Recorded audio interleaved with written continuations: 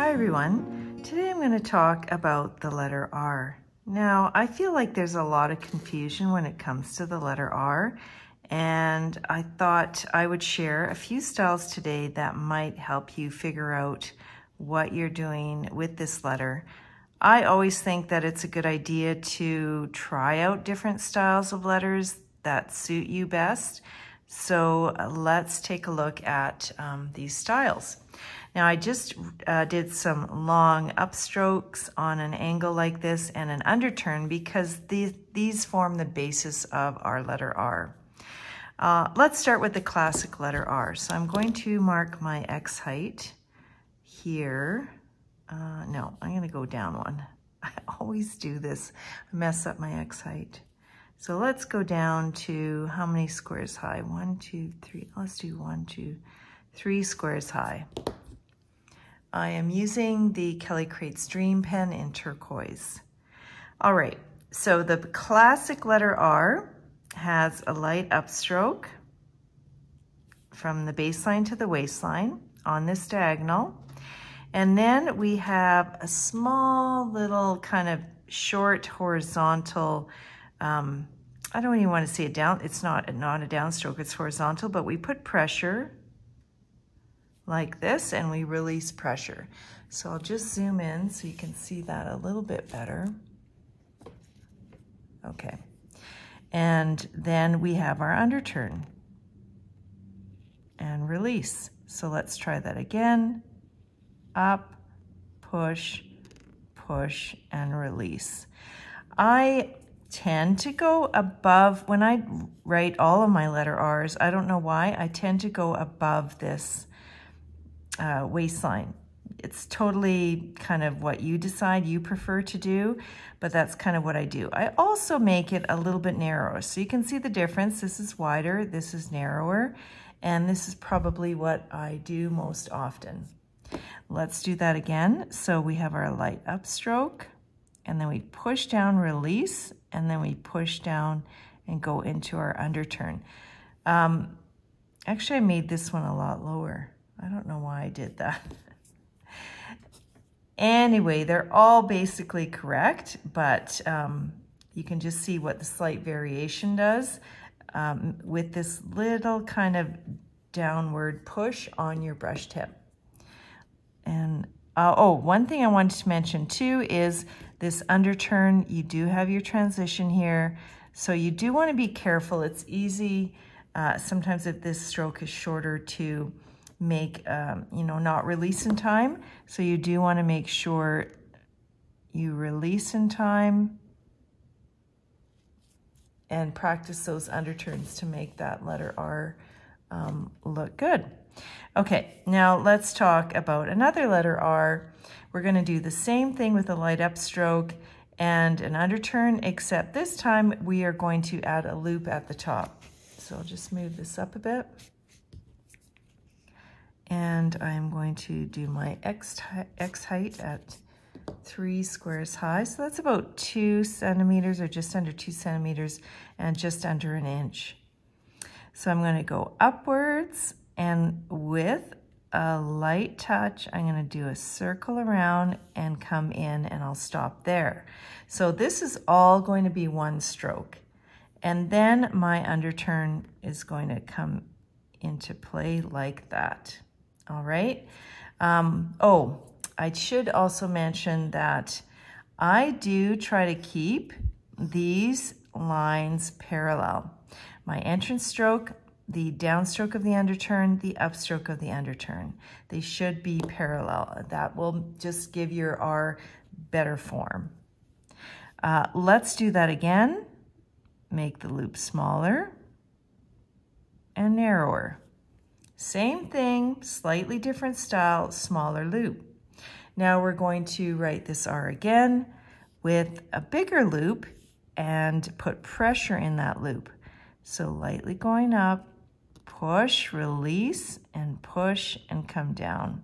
Now you didn't see me lift there because that's kind of my shortcut at this point when I enter that underturn, but I do recommend, if you're a beginner, to just pause and stop there. Every time you pause when you're writing a letter or a word in between strokes, you are going to have a cleaner technique, rather. Okay, so there I didn't pause. Here I'm going to pause, think, and then I'll do my underturn. And remember, when you start your underturn, I do want you to pay attention to this entrance stroke and try to create that parallel line. If you don't, your R will look misshapen. So let's try that. Do you see that? So this is what you don't want to do. You can see the lines are not parallel, and you know what? I shouldn't say that. I don't like that shape, and I think it ruins the structure, especially in the middle of a word. It will ruin the whole structure of the word. Okay, the last thing, no, I'll show you two more things. One is to create, and my bouncy style is to create a really stylized R that has quite a large loop. So I'll move this over, and I'm going to go up, but I'm going to make this huge loop, put pressure in, and make a much smaller underturn. This is kind of fun when you have a bouncy style. And some people like really exaggerate this loop, and they go way over to the left with it. So like this. I know it looks funny now, but in the right word and with the right style of lettering, it can look cool. Like, let's say we have the word rose. Anyway, all right, so it's up to you if you're going to put pressure in those loops. Whether your loop is large or small, if it's super small, you can't put pressure in it. But if it's larger, you certainly can, or you don't have to. Now, the last R that I'll show you is probably one I never use, but I have seen it. It is kind of popular. It is no loop and no kind of pressure. It's straight across. So I'll show you what I mean. I'm going lightly up, going straight across like this, and coming down. And believe it or not, I see this R all the time. Sometimes you can put a slight kind of dent in that R, or not dent, I don't know what that is. Curve, slight curve. It's like I'm talking about my car or something. You can put a slight curve in that R, but again, I don't know. I'm not a fan of this, but honestly, lots of people are, and that's totally okay. It's pretty similar to your cursive R. So there you go. All right, I hope this helps you with your letter R.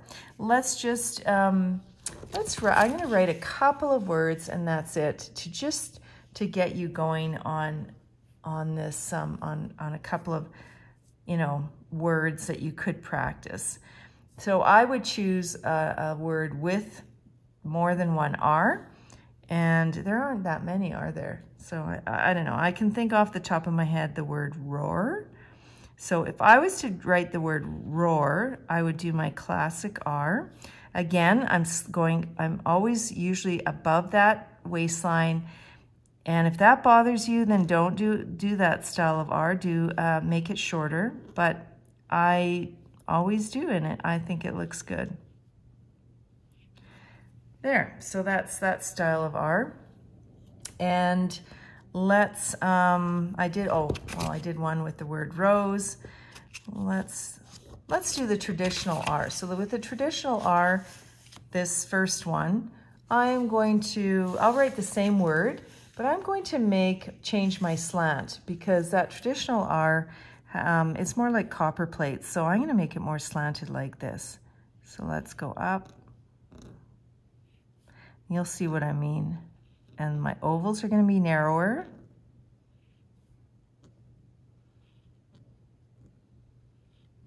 There's something I really love about this traditional R. So you can see that my natural kind of intuitive lettering my ovals are rounder. And then if I really concentrate, I can create more of a slanted copperplate traditional style of lettering. But, you know, I'm pretty relaxed about my calligraphy. Anything goes. I hope you enjoyed this little mini tutorial, and thanks for watching.